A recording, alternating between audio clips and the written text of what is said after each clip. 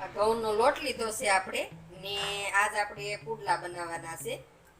તો આ આપણે શેણાનો લોટ લીધો છે. તો જેટલા તમારે બનાવવા હોય એ પ્રમાણે તમે લોટ લઈ શકો. તો આપણે આ શેણાનો લોટ એક વાટકી નાખી દઈએ. હવે આપણે એમાં હળદર નાખવાની છે. તો આ હળદર નાખી દઈએ. એમાં આપણે હિંગ નાખી દઈએ. ધાણા જીરુંનો ભૂકો નાખી દઈએ. સ્વાદ પ્રમાણે મીઠું નાખી દઈએ. તો મીઠું આપણે લોટ હોય એ પ્રમાણે નાખવાનું, નકર પછી મોળા થાય પાછા.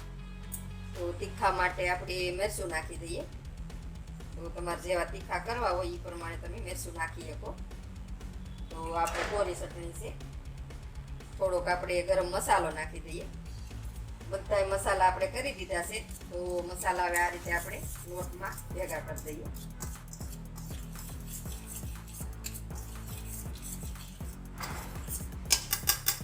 મસાલા આપણા ભેગા થઈ ગયા છે બધા. હવે આપણે એમાં પાણી નાખી ને ગોળ બનાવી લઈએ પહેલાં. તો થોડું થોડું પાણી નાખીને આપણે પહેલાં ગોળ બનાવવાનું છે. એક હારે પાણી નથી નાખવાનું.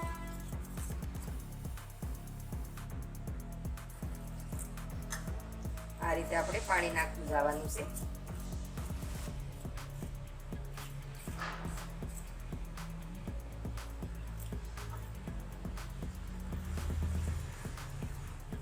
મારા વિડીયો ગમતા હોય તો લાઈક કરજો, શેર કરજો, નવા હોય ચેનલ ઉપર તો સબસ્ક્રાઈબ કરજો.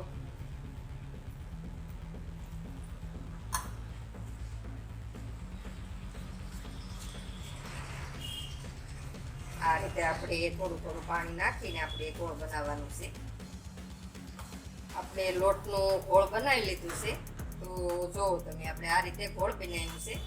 તો આપણે બધા મસાલા નાખી ને ગોળ તૈયાર કરી લીધું છે. તો હવે એમાં આપણે કોબી નાખવાની છે. તો આપણે ઝીણી સુધારેલી છે. તો જુઓ તમે, આ રીતે આપણે ઝીણી સુધારી લેવાની છે ને આપણે એ નાખી દેવાની છે આમાં.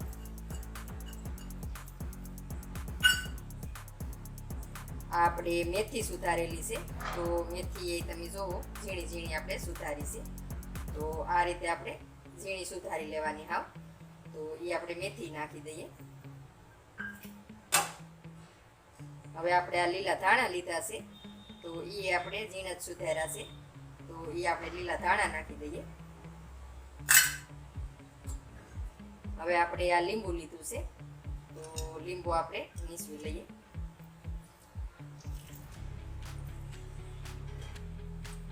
હવે આપણે આ અજમા લીધા છે. તો આપણે ભજીયામાં નાખીએ આપણે એ અજમા છે. તો આપણે આમાં શેણાનો લોટ નાખ્યો છે એ માટે આપણે અજમા નાખવાના છે. એટલે અજમા નાખી દઈએ. તો આપણે બધી વસ્તુ નાખી દીધી છે. તો હવે આપણે બધું મિક્સ કરી લઈએ સારી રીતે. તો આ આપણે અલગ રીતના આપણે પુડલા બનાવવાના છે. તો બધો મસાલો ને બધી વસ્તુ આપણે મિક્સ સારી રીતે કરી લઈએ. ને લોટ આપણે સાખી લેવાનો, મીઠું ઓછું હોય તો નાખી દેવાનું પાછું. તો જો આ રીતનું આપણે ખીરું રાખ્યું છે, જોઈ લો તમે. ને હાલો હવે આપણે પુડલા બનાવી લઈએ. ગેસ શરૂ કરી દીધો છે આપણે ને લોઢી મૂકી દીધી છે. તો લોઢીમાં આપણે તેલ નાખી દઈએ આ રીતે.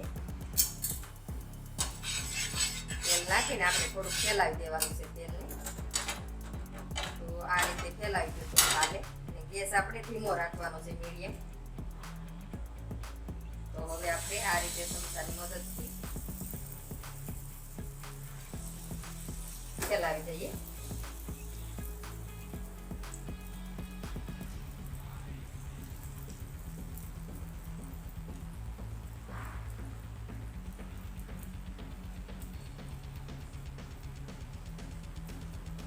આ રીતે આપણે ફેલાવી દેવાના છે. તો મીડિયમ ગેસ રાખીને આપણે શેકી લેવાનો છે. પહેલાં મીડિયમ ગેસ રાખવાનો, પછી પલટાવો, પછી પાછો ફૂલ કરી દેવાનો. તો આ રીતે આપણે બધા પુડલા બનાવી લઈએ. હવે પુડલું આપણે ઉપર સડી ગયું છે. તો જુઓ તમે આ રીતે સડી જાય એટલે આની ઉપર આપણે આ રીતે તેલ નાખવાનું છે. તો ઉપર તેલ નાખીને હવે આપણે પલટાવી લેવાનું છે. તો આ રીતે આપણે તવીથાની મદદથી પહેલાં ફરતું આપણે ફેરવી લેવાનું છે તવીથો. તો આ રીતે આપણે તવીથો ફેરવી લીધો છે પેલું. હવે આપણે પલટાવી લઈએ.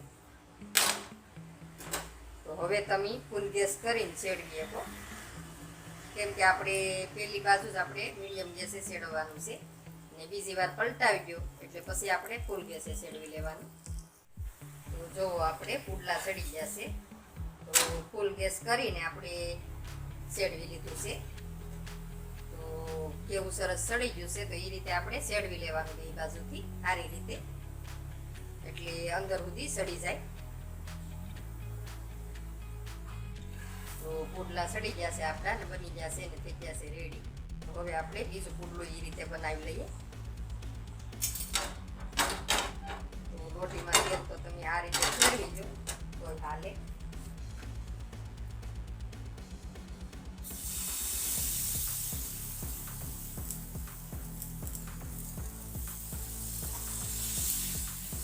તો આ રીતે આપણે ચલાવી દેવાનું છે. તો આનાથી તમારે આશા કરવા હોય તો તમે આસું ખીરું રાખી શકો. આનાથી વધુ પાણી થોડુંક નાખી ને આસું કરી નાખવાનું તો આશા થાય. ને આ મેં થોડાક મીડિયમ રાખ્યા છે. તો આપણે બીજું ટોપલું આપણે રોટીમાં તૈયાર કરી દીધું છે. અલગ રીતના પુડલા આપણે થઈ ગયા છે તૈયાર. તો આ રીતે પુડલા બનાવીને ટ્રાય મારજો ને કેવા બની કેવા નહીં તો પછી મને કોમેન્ટમાં કહેજો કે કેવા બન્યા છે.